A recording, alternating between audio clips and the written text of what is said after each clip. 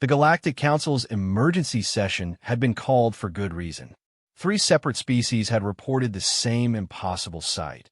A human, designation Marcus Chun, not only approaching the deadly Venari poison gliders, but actively interacting with them. The footage from the Keltharian surveillance drones showed something that should have been biologically impossible. Commander Xiaxtao of the Hegemony Defense Force stared at the holographic display with 4 of his 6 eyes, while the other 2 tracked the nervous movements of his fellow council members. The image showed a bipedal figure in standard human exploration gear, kneeling beside 3 massive, serpentine creatures whose very presence should have killed him within seconds. "This cannot be accurate," declared Ambassador Nethera, her crystalline form shimmering with agitation. "The poison gliders emit neurotoxins that can penetrate any known filtration system. Their skin secretes acids that dissolve metal. Their breath carries spores that cause immediate cellular breakdown in 97% of known species." The Thraxian representative, a towering insectoid creature, clicked his mandibles in agreement. "My people discovered these creatures on Kepler 442b during our expansion 3 cycles ago. We lost an entire research team just from observing them from a distance of 2 kilometers. The atmospheric contamination alone should have killed this human." Dr. Yexnal, the Council's chief xenobiologist, manipulated the display with her tentacles, zooming in on the human's face. Even through the helmet's visor, they could see the man was not in distress. In fact, he appeared to be smiling. "Enhance Sector 7 Alpha," she commanded. The image sharpened, revealing details that made several council members recoil in their seats. The human's gloved hand was actually touching one of the creatures. Not just touching, he was stroking its hide with gentle, repetitive motions. The poison glider, a beast that had terrorized 3 different civilizations, was leaning into the contact like a domesticated pet. "Impossible," breathed Council Prime Morvac. His ancient voice carried the weight of 6 centuries of experience. "We have classified these creatures as Class Omega threats. Approach means death. Contact means dissolution. This footage must be fabricated." Commander Xiaxtao's tactical display showed otherwise. "The metadata is authentic. The timestamps correlate with our deep space monitoring stations. The radiation signatures match Kepler 442b's unique stellar emissions. This is real." The chamber fell silent, except for the humming of life support systems and the occasional nervous click or whistle from various species. They were witnessing something that challenged everything they understood about biology, toxicology, and the fundamental rules of survival in the galaxy. Dr. Yexnal pulled up the human's biographical data. Marcus Chun, age 34 Terran years. Occupation listed as xenological specialist and wildlife rehabilitation expert. Previous assignments include the slug forests of Proxima Centauri b, the crystal caves of Wolf 359, and the methane swamps of Ross 128b. All extremely hazardous environments, noted Ambassador Nethera, but nothing approaching the lethality index of the poison gliders.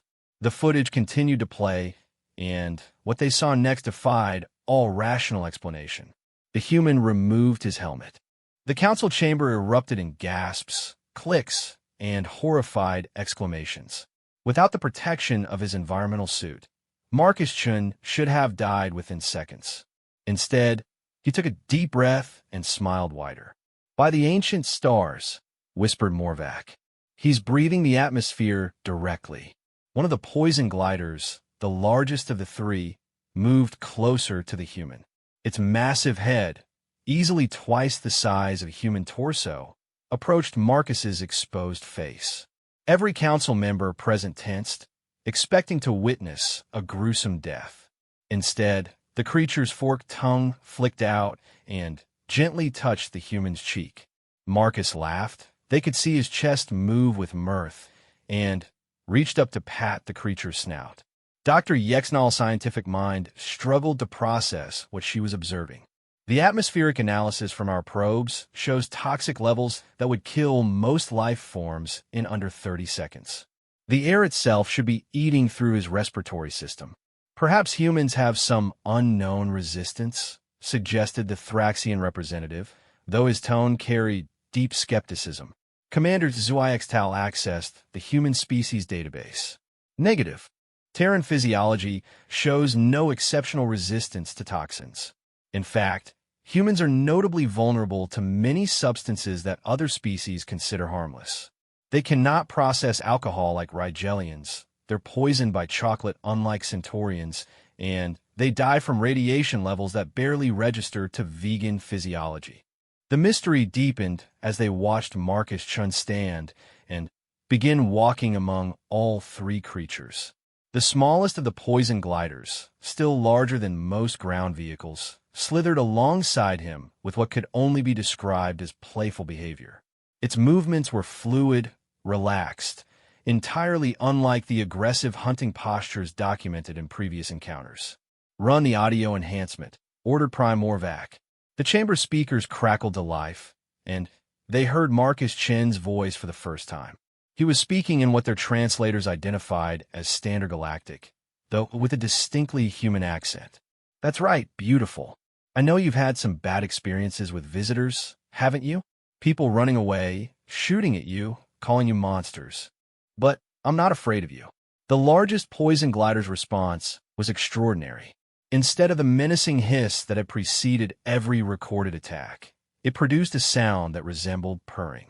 A creature capable of melting starship hulls with its breath was purring like a Terran house cat. Dr. Yexnall began frantically accessing her research databases. This behavioral pattern, it's completely unprecedented. Poison gliders are classified as non-social, highly aggressive, territorial apex predators. They don't form bonds. They don't show affection. They certainly don't purr. The footage showed Marcus sitting on a fallen log, and all three creatures arranged themselves around him. The largest rested its massive head across his lap. The medium-sized one coiled partially around his back, while the smallest one stretched out beside him, occasionally lifting its head to nuzzle his shoulder. It's as if they're protecting him, observed Ambassador Nethera, her voice filled with wonder. Or he's protecting them, corrected Commander Zhuaixtao, noticing details the others had missed. Enhanced the background. Those scorch marks on the trees, the disturbed soil patterns, there's been recent weapons fire here. The enhanced imagery revealed evidence of a battle. Plasma burns scar the landscape, and several trees showed the distinctive spiral cuts of hegemony cutting beams. Someone had been hunting the poison gliders. The Caltharian expedition, realized Dr. Yexnall. They were supposed to conduct a safe observation mission. This is 3 days after their scheduled departure. Prime Morvac's expression grew grim. Bring up the Caltharian mission report. The official report was brief and clinical. Specimens too dangerous for observation. Recommend immediate orbital bombardment for planetary safety. The timestamp showed it had been filed just hours before this footage was recorded. The implications hit the Council simultaneously. The Caltharians hadn't just observed the poison gliders. They had tried to eliminate them. The weapons fire, the defensive positioning of the creatures around Marcus. This wasn't a first contact scenario. This was a rescue. In the footage, Marcus was speaking again, his voice gentle but carrying an undertone of steel. They tried to hurt you, didn't they? Well, they're gone now. I sent them away. And I'm going to make sure nobody bothers you again.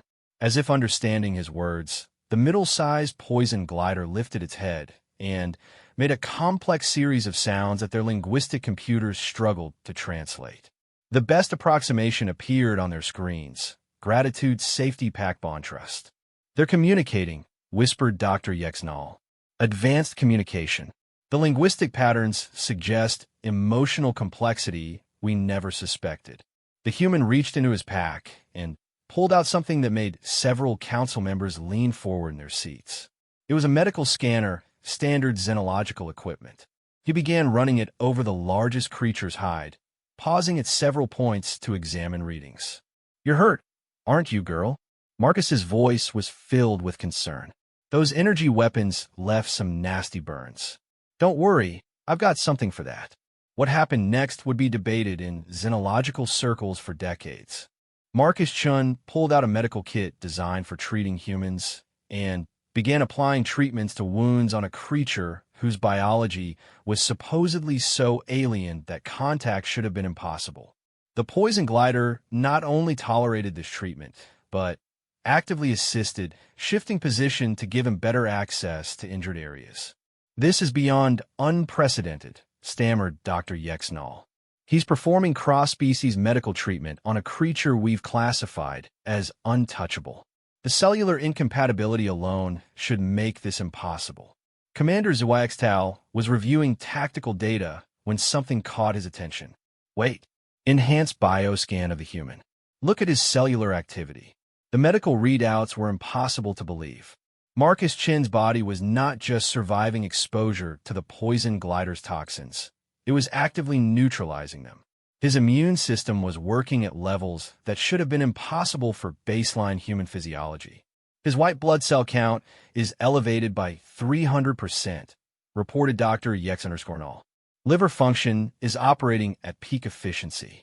His skin is secreting compounds that appear to be complementary to the creature's biochemistry. "Complementary how?" demanded Prime Morvac. "It's as if his body is automatically producing the exact counteragents needed to neutralize their toxins, while simultaneously generating pheromones that trigger their protective and social instincts." The implications were staggering. Humans weren't just immune to the poison glider's defenses, they were biochemically compatible with them. The creatures that had been classified as galactic-level threats were, to humans, simply misunderstood animals in need of care. As the footage continued, they watched Marcus set up a basic camp near the creatures. He established a small shelter, deployed some monitoring equipment, and began what was clearly intended to be a long-term observation post. The poison gliders arranged themselves around his camp in what any military tactician would recognize as a defensive perimeter. "He's not studying them," realized Commander Zhuaxtao. "He's protecting them from us." The session was interrupted by an urgent communication from the Hegemony fleet. Admiral Crex's face appeared on the main display, his expression grave. "Council, we have a situation. The Keltharian government is demanding permission to sterilize Kepler 442b. They claim their expedition was attacked by the native fauna, and that the human presence represents a significant security threat." Prime Morvac's ancient eyes narrowed. "Denied. The human appears to be conducting legitimate xenological research. With respect, Prime, the Keltharians have filed formal charges. They claim the human interfered with their scientific mission and may have weaponized hostile alien life forms against them." The council chamber erupted in debate. Through it all, the footage continued to play on the secondary monitors, showing Marcus Chun sharing what appeared to be a meal with 3 creatures that could theoretically kill every sentient being in the galaxy. Dr. Yexnall stood, her tentacles weaving complex patterns of agitation. "We need to understand what we're dealing with. This isn't just about 1 human and 3 creatures. If humans have some unknown compatibility with species we've classified as threats, it could reshape our entire understanding of galactic ecology. Or," said Commander Zhuaxtao grimly, "it could explain why humans have been so successful at expanding into environments that other species find lethal. We've always attributed it to their technology and adaptability. What if it's something more fundamental?" Prime Morvac called for order. "This session is suspended pending a full investigation. Dr. Yexnall, I want a complete analysis of every human interaction with classified dangerous species. Commander Zhuaxtao, deploy a monitoring station in the Kepler system, but maintain safe distance. And someone find out exactly what happened to the Keltharian expedition." As the council members filed out, the footage continued to play on the main screen. Marcus Chun was lying on his back, looking up at the alien stars, while 3 of the galaxy's most feared predators curled around him like protective guardians. One had its massive head resting on his chest, rising and falling with his breathing. In the empty chamber, Only Dr. Yexnall remained, staring at the impossible scene. Her scientific mind raced through possibilities, each more astounding than the last. Humans weren't just tool users or adaptive survivors. They were something entirely unprecedented in galactic history. They were a species that could literally befriend anything. As she finally left the chamber, her last thought before the lights dimmed was a chilling one. If humans could do this with the poison gliders, what else were they capable of that the galaxy didn't yet understand? The footage continued to record through the night, showing Marcus sleeping peacefully, surrounded by creatures that should have been his death, while in the distance, the lights of departing Keltharian ships disappeared into the star-filled sky. Dr. Sarah Mitchell's transport ship emerged from hyperspace 3 days after the council session, carrying the most comprehensive xenological research team ever assembled. As the leading expert on human biology in the Galactic Federation, she had volunteered to lead what was being called the Chun investigation, though privately, she thought of it as the impossible mission. The team included representatives from 12 different species, each bringing their unique perspectives on biology, chemistry, and interspecies interaction. Dr. Yexnall had insisted on joining personally, despite the potential dangers. Commander Zyxtal's military escort maintained a cautious distance, their weapons powered down, but ready. Bioscanners are picking up the human signature, reported Lieutenant Kethrel, the Thraxian sensor operator. He's still at the original location. The creatures, they're still with him. Dr. Mitchell studied the readings with professional fascination and personal concern. Marcus Chun had been alone with the poison gliders for 6 days now, longer than any living being had survived in their proximity. The fact that he was not only alive, but apparently thriving challenged every assumption they had about human limitations. "Set us down at coordinates Gamma 7, she ordered. "That should put us close enough for observation, but far enough away to avoid complications." The shuttle landed on a ridge overlooking the valley where Marcus had established his camp. Through their enhanced viewing equipment, they could see him moving among the creatures with casual ease that defied belief. He had expanded his initial shelter into something resembling a research station, with monitoring equipment and what appear to be medical supplies arranged in organized stations. "He's built a veterinary clinic," observed Dr. Vashti, the team specialist in animal behavior. "Look at the setup. That's a treatment area, diagnostic equipment, even what looks like a surgical prep station." Dr. Yexnall's tentacles moved in patterns indicating extreme scientific interest. The creatures are not just tolerating his presence. They're actively participating in whatever he's doing. They watched as the largest poison glider, the one they had designated Alpha, approached Marcus and extended one of its massive foreclaws. Marcus examined it carefully with a handheld scanner, then retrieved a tool that looked suspiciously like a nail file. "Is he grooming it?" asked Dr. Mitchell, unable to keep the amazement out of her voice. The answer became clear as Marcus began carefully trimming what appeared to be overgrown keratin growths from the creature's claws. The poison glider remained perfectly still, occasionally making soft rumbling sounds that their sensors identified as expressions of contentment. "The biochemical readings are extraordinary," reported Dr. Talnex, their chemical specialist. "The human's perspiration contains compounds that are creating a neutralization field around him. It's as if his body is automatically producing exactly what's needed to counteract their natural defenses." Dr. Mitchell authorized a closer scan of Marcus's physiology and nearly dropped her datapad when the results appeared. "This is impossible. His cellular structure has undergone modifications that should take generations of evolution." "What kind of modifications?" Dr. Yexnall asked, though her tone suggested she already suspected the answer. "His liver is processing toxins at rates that exceed baseline human capability by orders of magnitude. His skin is secreting specialized enzymes. His respiratory system has developed additional filtration mechanisms that weren't there in his medical records from 6 months ago." The implications were staggering. Humans weren't just compatible with dangerous species. They were adaptive to a degree that bordered on the miraculous. Marcus Chin's body was literally evolving in real time to accommodate his environment. We need to make contact, Dr. Mitchell decided. Send a standard diplomatic transmission on all frequencies. The response came immediately, not from Marcus, but from the creatures themselves. All three poison gliders raised their heads and turned toward the research team's position. Even at a distance of 2 kilometers, their gaze was intensely focused and unmistakably intelligent. Marcus appeared from behind his shelter and waved in their direction.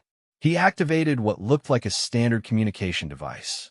Dr. Mitchell, I was wondering when you'd arrive. Your reputation precedes you. I read your paper on adaptive physiology in extreme environments. Quite brilliant work.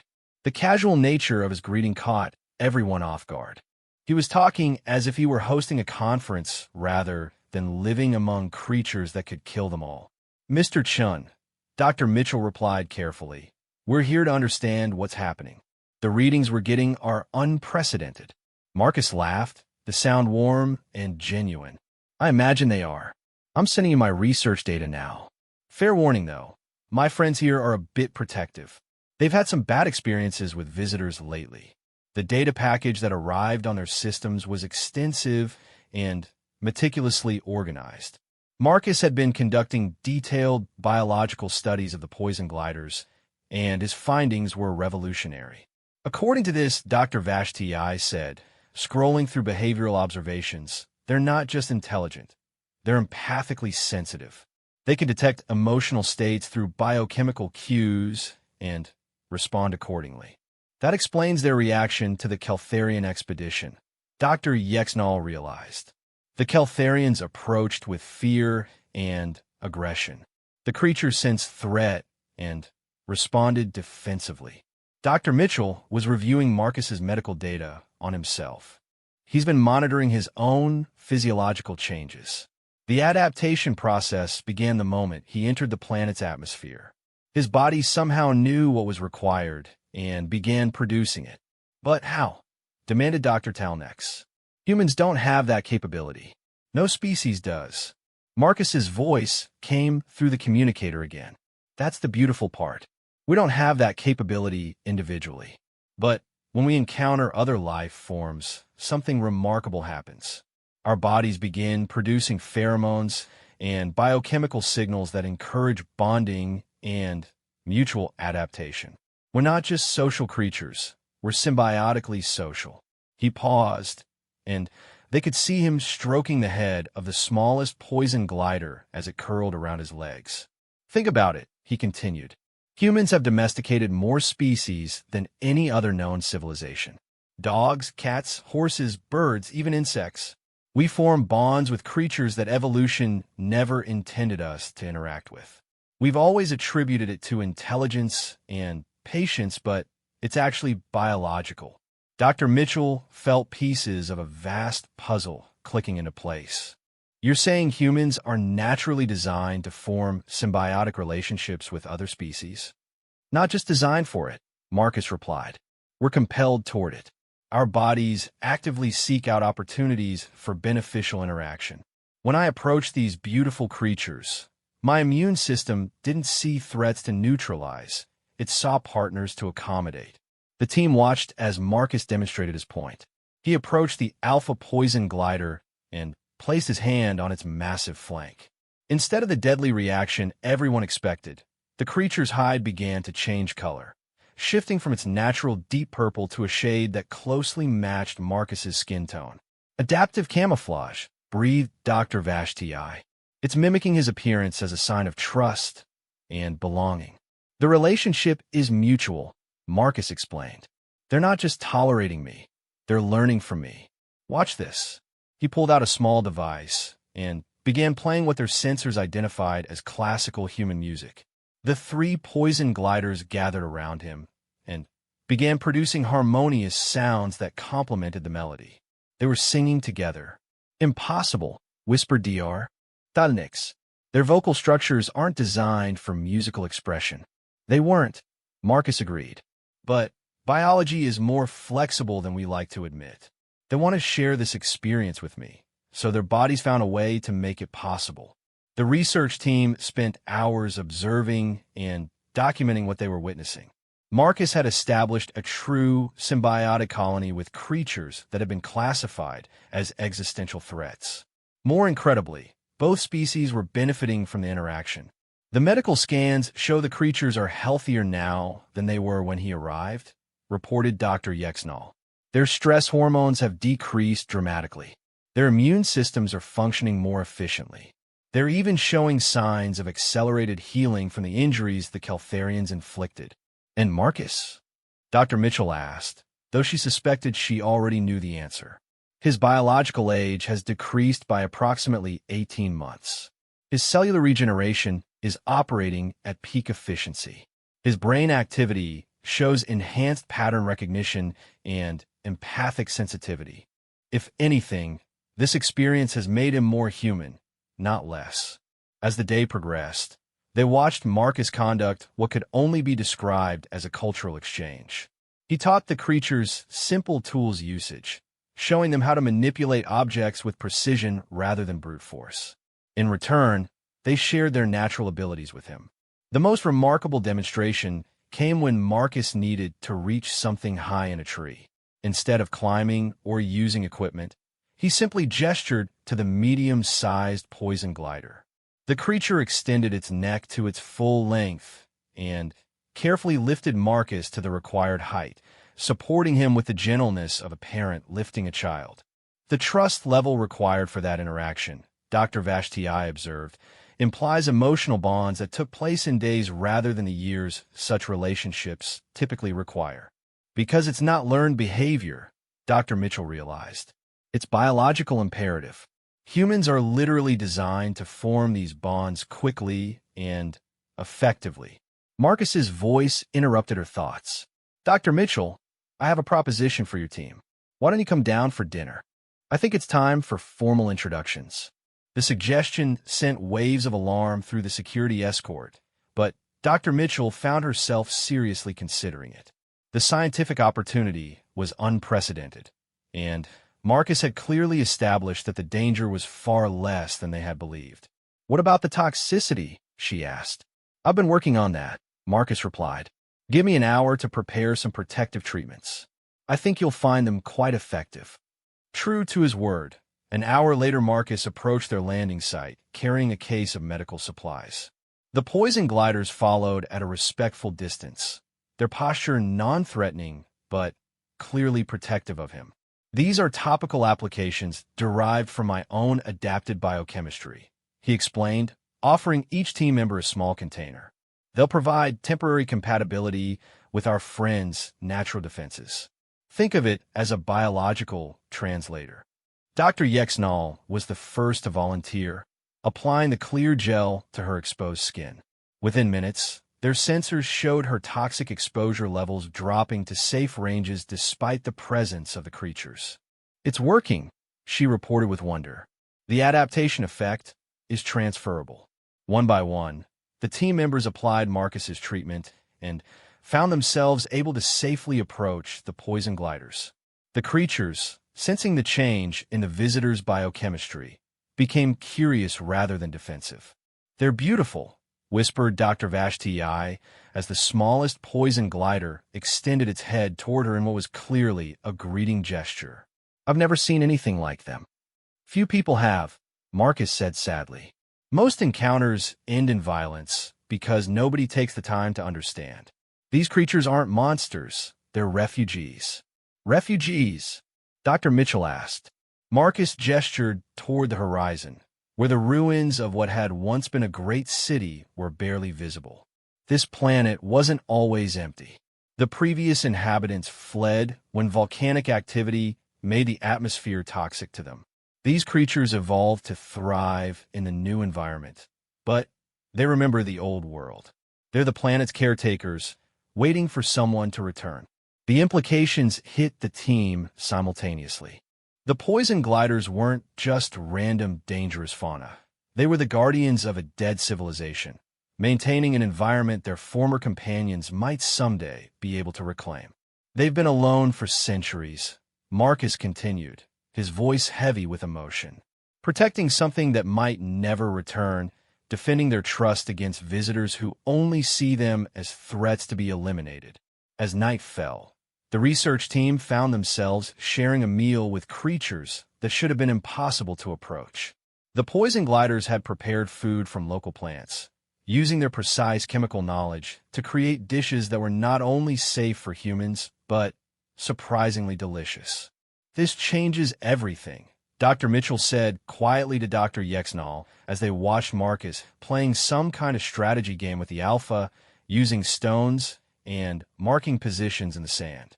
"Indeed," the alien scientist replied. "If humans can form these bonds with any species, if they can adapt and help others adapt, they're not just another intelligent race. They're evolution's ambassadors." As the team prepared to return to their ship for the night, the largest poison glider approached Dr. Mitchell directly. It lowered its massive head and made a sound that their translators rendered as "thank you" for understanding. Walking back to their shuttle under alien stars, Dr. Mitchell realized that everything the galaxy thought it knew about humans was about to change. They weren't just adaptable survivors or clever tool users. They were something far more remarkable. They were the bridge builders of the universe, capable of forming bonds across any biological divide. And Marcus Chun was proving that these bonds could literally reshape reality itself. The emergency alert reached Earth's Xenological Council at 0347 Universal Standard Time, transmitted across 57 light-years in a matter of seconds through the Quantum Relay Network. Dr. Elena Vasquez, Earth's chief representative to the Galactic Federation, read the message 3 times before its full implications sank in. The Keltharian Empire was assembling a war fleet. Their stated intention was the complete sterilization of Kepler 442b and the neutralization of the human biological weapon threat. The message, delivered through official diplomatic channels, accused humanity of deliberately weaponizing dangerous alien species and posed an ultimatum: surrender Marcus Chun for trial as a galactic war criminal or face the consequences. "This is insane," Dr. Vasquez muttered, pacing her office as she reviewed the intelligence reports. "They're calling one xenobiologist and his research animals a weapons program." Her aide, Captain James Morrison, pulled up tactical displays showing the Keltharian fleet composition: 12 battle cruisers, 36 destroyers, and what appears to be a planet-killer-class dreadnought. "They're serious about this, Doctor." Dr. Vasquez activated her emergency communication array, establishing connections with human outposts throughout the galaxy. Within minutes, she was addressing the Human Colonial Defense Council, Earth's distributed government body that oversaw human interests in space. "The situation is escalating beyond anyone's expectations," she reported to the assembled representatives. "The Keltharians have convinced 3 other species that humans represent an existential threat to galactic security." Governor Sarah Kim of the Proxima Centauri colonies was the first to respond. "Based on what? One man making friends with some animals?" "Based on fear," replied Dr. Marcus Webb from the Tau Ceti research station. "I've been reviewing the data from Dr. Mitchell's team.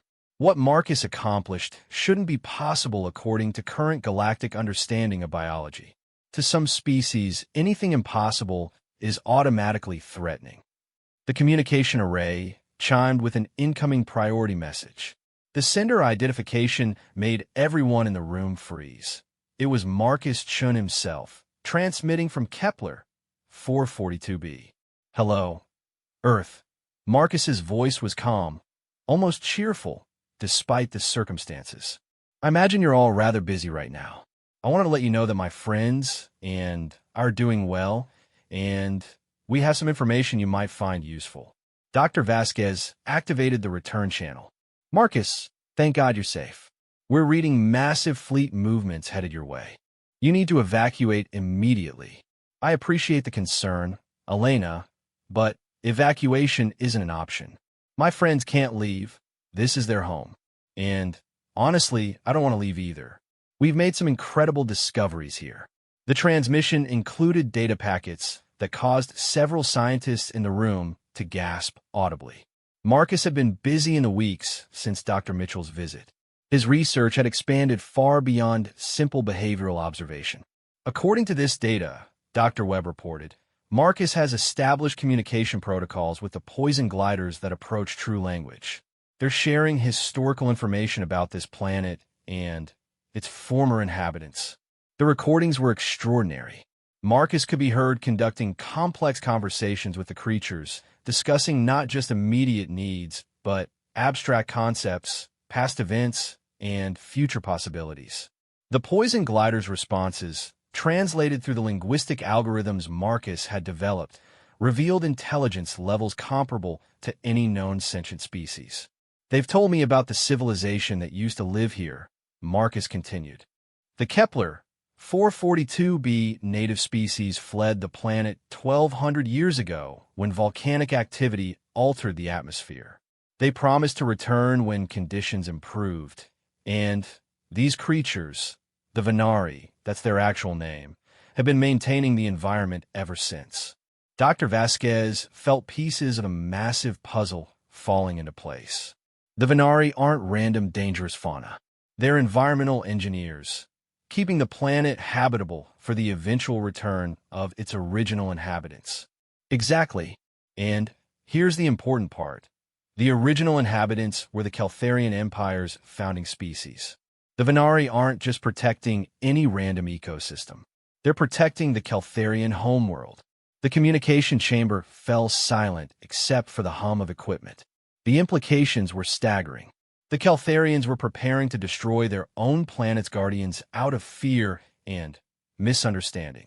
Captain Morrison pulled up historical databases, cross-referencing Caltharian expansion patterns with stellar cartography. My God, Marcus is right. Kepler 442b was designated as Kelthar Prime in their most ancient records. They've forgotten their own origin world. Dr. Vasquez realized they were facing something far more complex than a simple diplomatic crisis. Marcus, have you tried to communicate this information to the Caltharian fleet? I've tried, but they won't listen. Their fear is too strong. They see my relationship with the Venari as proof of some kind of human conspiracy rather than evidence of their own mistaken assumptions. The situation was interrupted by another incoming transmission. This one from Dr. Mitchell's research team, still in orbit around Kepler 442b. Her voice was tight with urgency. Earth Control, we have incoming ships. The Caltharian Advanced Fleet has arrived ahead of schedule. They're powering weapons and demanding that Marcus surrender immediately. Through the communication link, they could hear Marcus sigh. I suppose it's time for more direct diplomacy. Don't worry, everyone. I have an idea. Before anyone could respond, Marcus cut the transmission. The displays showed his signal moving away from his camp, heading toward the largest concentration of Venari on the planet. Dr. Vasquez felt ice forming in her stomach. Dr. Mitchell, how many Venari are on that planet? Based on our scans, approximately 3,000 individuals distributed across 7 major colonies. Marcus is approaching the largest colony now, nearly 800 creatures. The tactical implications were terrifying. If the Caltharians saw Marcus surrounded by hundreds of creatures they considered weapons of mass destruction, they would likely open fire immediately. Can we reach him? Dr. Vasquez asked desperately. Negative. He's gone underground into what appears to be a natural cave system. The Venari are following him. On Kepler 442b, Marcus descended through crystalline tunnels that had been carefully maintained for over a millennium. The Venari moved around him with fluid grace, their bioluminescent markings providing gentle light in the darkness. Their communication had evolved beyond simple translation. He could sense their emotions, their deep concern for their ancient duty, and their growing affection for the strange human who had recognized them as people rather than monsters. The central chamber was a sight that would have left xenoarchaeologists speechless. Carved walls contained detailed records of the planet's history, maintained in a chemical storage system that the Venari could read by touch and smell. At the chamber's heart stood a massive biological computer, grown rather than built, pulsing with soft light as it monitored planetary conditions and projected possible futures. "Show them," Marcus said quietly to his companions. "Show them what you've been protecting all this time." The largest Venari, the ancient matriarch of the colony, approached the biocomputer and interfaced with it directly. Data flowed through organic pathways, and the chamber walls began to glow with living light. Images formed in the air, three-dimensional holograms created by bioluminescent organisms responding to biochemical commands. The story unfolded before Marcus like a living documentary. He saw Kepler 442b as it had been 12 centuries ago, a paradise world with crystal cities and floating gardens, inhabited by beings who looked remarkably similar to modern Caltharians. He watched as volcanic eruptions began changing the atmosphere, making the planet uninhabitable for its original residents. But, most importantly, he saw the promise made between the departing Caltharians and their Venari companions. The creatures had volunteered to stay behind, to adapt to the new environment, and to maintain the planet until their friends could return. "You've been keeping the world ready for them," Marcus whispered in wonder. "All this time, you've been waiting for them to come home." The matriarch's response carried centuries of patient hope. "We promised. We remember. We wait." Marcus pulled out his communication device and began transmitting everything directly to Earth, to Dr. Mitchell's team, and to any Caltharian vessel that would receive it. The historical records, the evidence of the original promise, the proof that the Venari were not monsters, but the most loyal guardians in galactic history. Above ground, the Caltharian advance fleet had taken position for orbital bombardment. Admiral Kekstran stared at his tactical displays with growing confusion. His sensors were detecting massive life sign concentrations underground, far more than their intelligence had suggested. "Sir," reported his communications officer, "we're receiving a data transmission from the planet's surface. It's an old Caltharian. The language hadn't been spoken for 800 years, existing only in historical archives." Admiral Kekstran's translation systems struggled to process the ancient dialect. "It appears to be historical records, sir. References to Kelthar Prime, the original homeworld. But that's impossible. Kelthar Prime was lost centuries ago." The transmission continued, including detailed star charts, biological records, and something that made Admiral Kekstran's blood run cold. Genealogical data linking his own family line to the original inhabitants of Kepler 442b. "This is some kind of trick," he declared, but his voice lacked conviction. The data was too detailed, too accurate to be fabricated. His communications officer looked up from her station, her expression troubled.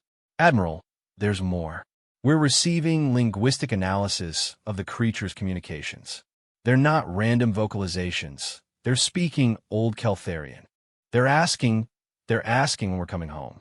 In the depths of the planet, Marcus stood surrounded by 800 Venari as they sang in unison. Their voices, biochemically adapted over centuries of practice, produced harmonics that perfectly matched the ancient Caltharian hymn of welcome that had traditionally greeted returning travelers. The song reached the orbiting fleet through communication arrays, and, for a moment, the bridge of Admiral Kekstran's flagship was filled with the sound of a civilization calling its children home. "Stand down, weapons," the Admiral ordered quietly. "Open a channel to the planet's surface." Marcus's voice came through clearly, speaking now in the old Caltharian he had learned from his companions. "Welcome home, sons and daughters of Kelthar Prime. Your faithful guardians have waited long for your return." The Admiral's response came in the same ancient language, his voice thick with emotion. We thought the homeworld was lost." The records spoke of catastrophic atmospheric changes. The changes occurred, but your Venari friends adapted and maintained the world for your return. They've spent 12 centuries preparing for this moment. Through the biocomputer's vast sensory network, Marcus could show them everything. The carefully maintained atmosphere processors, the preserved cities, the ready infrastructure waiting beneath the planet's surface. The Venari hadn't just survived the environmental changes. They had guided them, creating an atmosphere that could support both their own needs and their original friends' requirements. They never gave up, Marcus explained. They never stopped believing you would come back. And they've made the world better than it ever was before.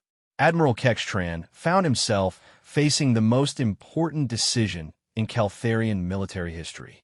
His fleet had come to destroy what they thought was a threat, only to discover they were about to destroy their own greatest treasure. All ships, stand down from attack formation, he ordered. Prepare landing shuttles for diplomatic contact. As word of the discovery spread through the galaxy, Dr. Vasquez watched the situation transform from potential disaster into something unprecedented. The first successful restoration of a lost civilization through interspecies cooperation. This is going to change everything, Captain Morrison observed, watching as human, Caltharian, and Venari representatives began planning the largest peaceful colonization effort in galactic history. Not change, Dr. Vasquez replied, thinking of Marcus Chun and his remarkable gift for seeing potential friends where others saw only threats. This is going to reveal what was always possible. Humans aren't just adaptable, we're bridge builders. And, apparently, we're very good at it. On Kepler 442b, Marcus sat in the central chamber, surrounded by Venari elders and incoming Caltharian diplomats, facilitating conversations between species that had been separated for longer than human civilization had existed. The work was just beginning, but he had never felt more certain that he was exactly where he belonged. The galaxy was about to discover that humanity's greatest strength wasn't their technology or their determination. It was their ability to help others remember what they had forgotten about themselves. 6 months after the Kepler 442b reconciliation, as historians were already calling it, the galaxy had fundamentally changed. The small blue conference room in the newly established Interspecies Cooperation Center on Earth's orbital station buzzed with activity as representatives from 47 different civilizations gathered for what many considered the most important meeting in galactic history. Dr. Elena Vasquez stood before the assembled delegates, Marcus Chun at her side, still slightly overwhelmed by the transformation his simple act of kindness had triggered. Behind them, holographic displays showed the remarkable progress being made across known space. The Kepler 442b project has exceeded all expectations, Dr. Vasquez began, gesturing to images of the thriving joint colony. 6 months ago, this planet was classified as a dead zone. Today, it hosts the largest interspecies cooperative settlement in recorded history. The images were breathtaking. Crystal cities rose from valleys where Caltharian and Venari architects had worked together to create structures that seemed to grow from the landscape itself. Agricultural zones flourished under the careful guidance of species that had learned to combine their unique abilities for mutual benefit. The atmosphere, once toxic to most life forms, now supported a dozen different respiratory systems thanks to careful biological engineering. Admiral Kextran, now serving as the Caltharian representative to the Cooperation Center, stood to address the assembly. His transformation from war leader to peace ambassador had become one of the most inspiring stories of the reconciliation. The success of Kepler 442b has inspired what we are calling the Lost Worlds Initiative, he announced. Our combined archaeological databases have identified 47 planets that were abandoned due to environmental changes or misunderstandings. Preliminary investigations suggest that many still have guardian species maintaining them, waiting for their original inhabitants to return. The implications were staggering. Across the galaxy, there might be dozens of civilizations that could be reunited with their homeworlds, each waiting for someone with the patience and empathy to facilitate the reunion. Marcus stepped forward, still somewhat uncomfortable with his role as humanity's unofficial ambassador to dangerous species. The most remarkable discovery hasn't been the lost worlds themselves, but what we've learned about intelligence and cooperation. Every species we've investigated shows the same pattern. They're capable of far more than their initial classification suggested. Dr. Yexnal, now serving as the Xenobiological Research Coordinator activated additional displays showing their findings from across the galaxy. The poison glider classification was just one of hundreds of similar misunderstandings. We've identified 53 species previously classified as existential threats that are actually highly intelligent guardians, environmental engineers, or protective symbionts. The list was astounding. The Void Hunters of the Rigel system turned out to be deep space archaeologists, preserving ancient artifacts in the vacuum between stars. The Flesh Melters of Tau Ceti were actually medical specialists who used their corrosive enzymes to heal rather than harm, but have been misunderstood due to communication barriers.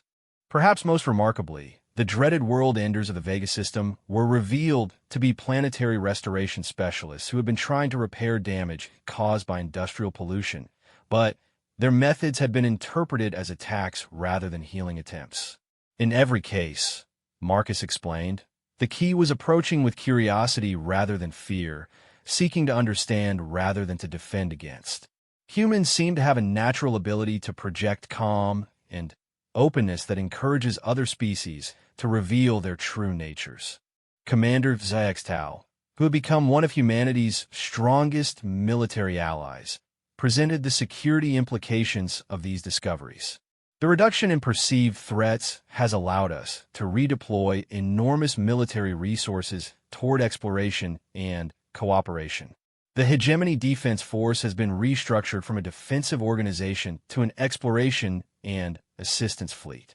The transformation extended far beyond military considerations. Trade routes that had been impossible due to dangerous territories were now opening up as humans facilitated first contact protocols with previously avoided species. Scientific cooperation was advancing at unprecedented rates as different forms of intelligence combined their unique perspectives.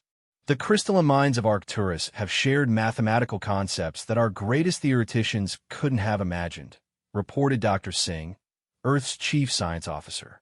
The hive builders of Wolf 359 have taught us architectural principles that violate everything we thought we knew about physics. And the Dreamweavers of Barnard Star have opened entirely new fields of consciousness research. But perhaps the most significant change was in how species viewed each other and themselves.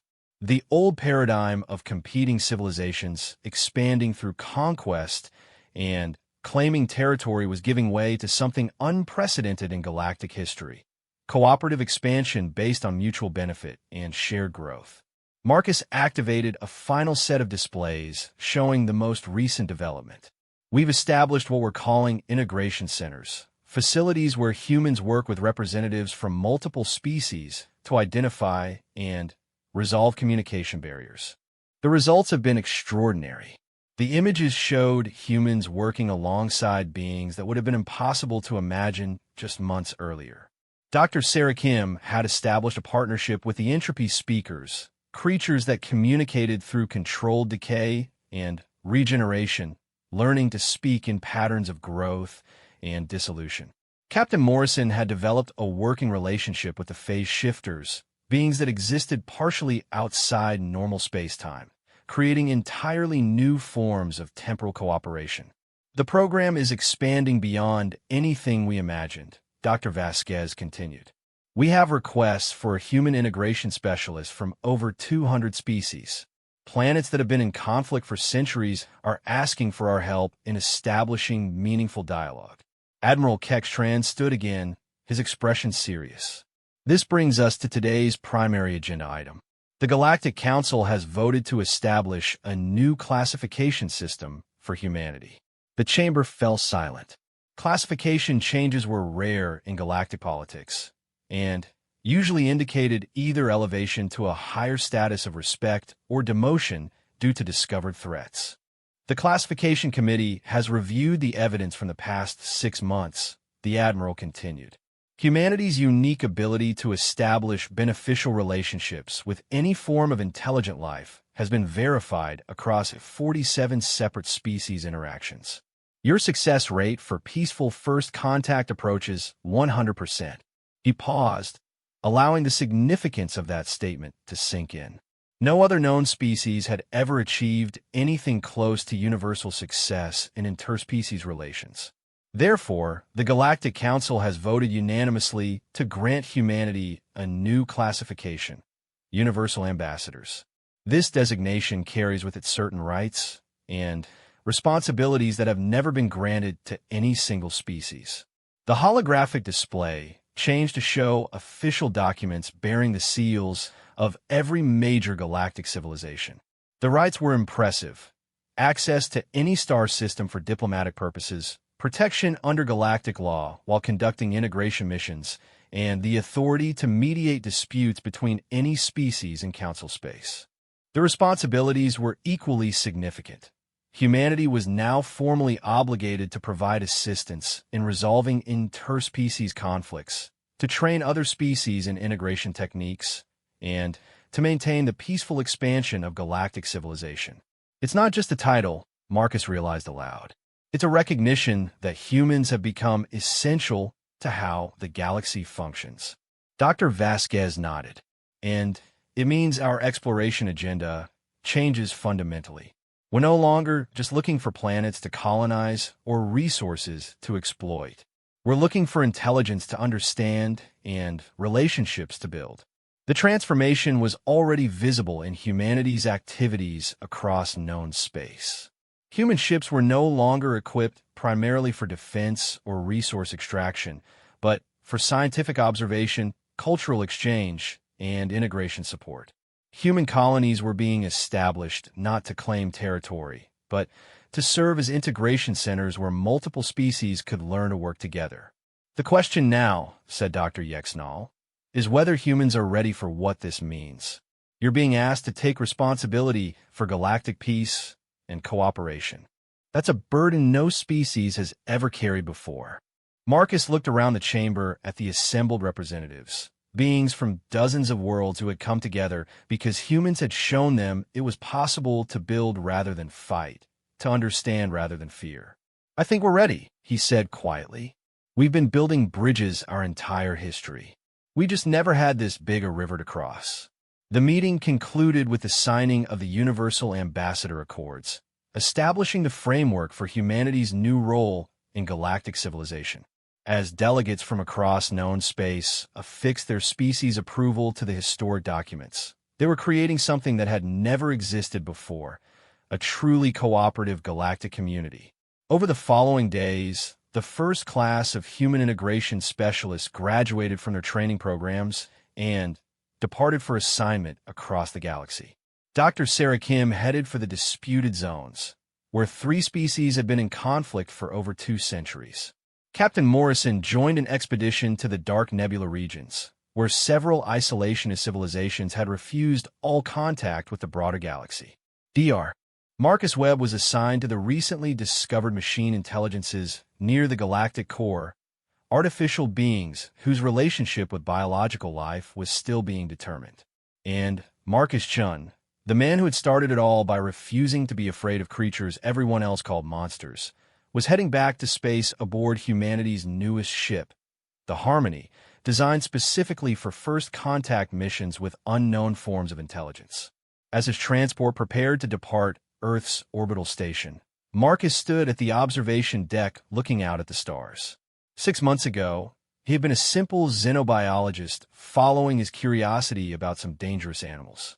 Now he was part of humanity's mission to reshape the galaxy itself. The communication system chimed with an incoming message from Kepler 442b. It was the Venari matriarch, using the biocommunication interface they had developed to stay in touch. Bridge Builder Marcus. Her translated message read, "The young ones are asking when you will return. They have new songs to share with you, and there are wonders in the deep caves that only patient eyes can appreciate." Marcus smiled, typing his response on the translator interface. "Tell them I'll be back soon, ancient mother. But first, I need to go meet some new friends." The galaxy is full of people who have been waiting a very long time for someone to say hello. As the transport engaged its hyperdrive and carried him toward the unknown, Marcus reflected on how much had changed. Humanity had discovered that their greatest strength wasn't their technology or their adaptability. It was their capacity for empathy. They were the species that saw people where others saw only threats, that found friends where others found only enemies. The galaxy was vast, filled with intelligence in forms that no one had yet imagined. And somewhere out there, other beings were waiting, possibly afraid, possibly lonely, certainly misunderstood. But they wouldn't have to wait much longer. Humanity was coming, not as conquerors or colonizers, but as the bridge builders they had always been meant to be. The last transmission from the Harmony before it disappeared into hyperspace was simple. Integration mission commenced. Expect new friends soon. In star systems across the galaxy, beings that had been classified as dangers began to hope that perhaps, finally, someone would see them for what they truly were. And perhaps someone would take the time to understand that beneath every fearsome exterior, there might be a friend waiting to be discovered. The age of cooperative galactic civilization had begun, and humanity was leading the way, not through conquest or superior technology, but through the simple revolutionary act of refusing to be afraid of the unknown. After all, as Marcus had proven, the most dangerous creatures in the galaxy often turn out to be the loneliest ones, just waiting for someone brave enough to say hello.